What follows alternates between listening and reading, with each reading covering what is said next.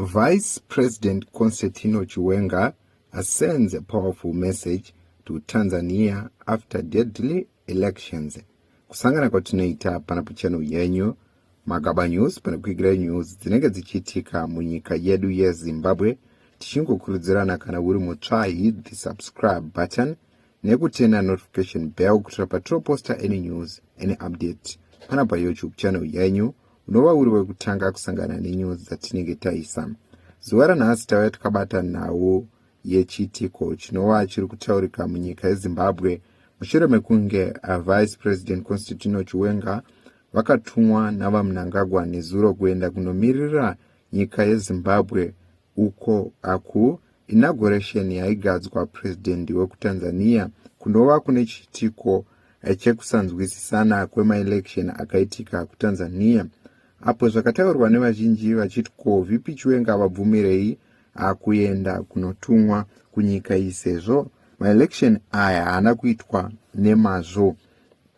Asi vipi Chiwenga vachidzoka munyika yeZimbabwe vakataura mashoko akaita kuti veruzhinji varambe vachitsigirana naVice President Constantino Chiwenga mushure mekunge vaChiwenga vakataura kuti aiwa tabva hedu kuinauguration asi chiitiko chakaitika muTanzania hatichitendere ende chinokosta zvizhinji munyika, hatibvume zvinhu zvakaitika kuTanzania. Zvaita kuti veruzhinji vagotaurawo pamashoko akataurwa naVP Chiwenga vachiti the situation that has happened in Tanzania is quite disturbing. It's something that has got to be avoided at all cost.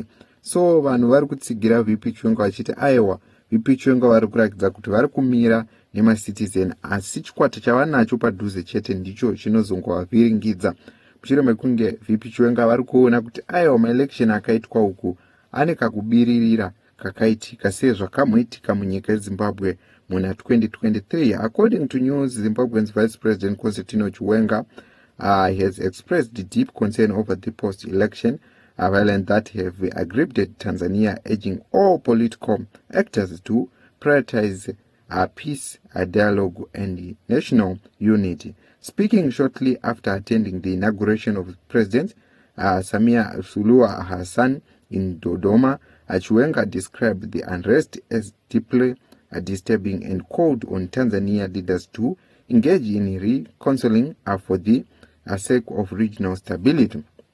What happened in Tanzania is quietly disturbing and something that has got to be avoided at all costs, Chiwenga said. I believe Tanzania has come of age and is the mother of all liberation movement. When we fought for our independence, we were all based in Tanzania. So to us, it is something we would not want to see. I'm quite convinced that they will be able to sit down, iron out their difference and move forward. Chiwenga's remarks followed reports from Tanzania opposition party Chadema alleging that hundreds of people vakarasikirwa neupenyu in clashes with security forces after a disputed election. The opposition accused the government of using heavy-handed tactics, while the authority maintained that the election was free and fair. According to observer from the Southern Africa Development Community, the polls fell short of regional democratic standards, sitting limiting transparency and restricted freedom during the vote period on election day. Access to the internet and public transport was temporarily suspended while several opposition figures were detained. President Hassani, who secured a second term with 97.66% of the votes, have faced growing criticism over human rights and political freedom. Her administration is also accused of restricting opposition activities, with several rallies banned and senior opposition leaders charged with various offenses. Unlike the year previous inauguration, which draws thousands, this year's ceremony was held under the tight security inside military barracks, with the public buried from attending. Zimbabwe's President Emerson Mnangagwa nonetheless congratulates a Tanzanian president, calling her a visionary leader whose re-election reflected the confidence of the Tanzanian people. Analysts, however, say the violent aftermath of the vote has casted a shadow over Tanzanian democratic reputation, long regarded as one of the Africa's most stable nations.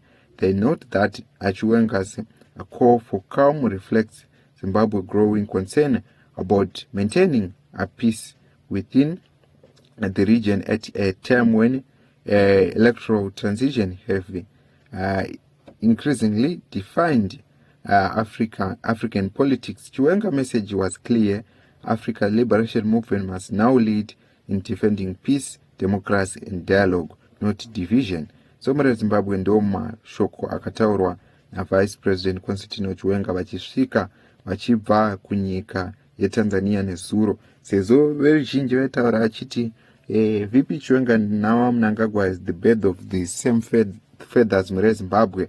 Vanhuwo vachitaurawo mashoko akasiyana siyana pana VP Chiwenga, asi veruzhinji vazoona kuti aiwa VP Chiwenga vakazvimirira pachavo, vataura mashoko achiti aiwa tikada kutarisisa pachiitiko chakaitika kuTanzania hatiri kuona kuti inhau yekuti maelection aya kuti agadziriswe vanhu vanofanira kugara pasi vachinzwisisana, kwete kuti kuita zvinhu zvinozotora upenyu hwevazhinji. Idzo news dzatanga tikabata pana pachannel yenyu. Andiro reimwe post yamuri kuona yatakuisira pascreen yemashoko akataurwa naVice President Constantino Chiwenga vachisvika munyika yeZimbabwe pawakabvunzwa paNational TV. Idzo news dzatanga tikabata. What's your take on this issue? What's your take on this news?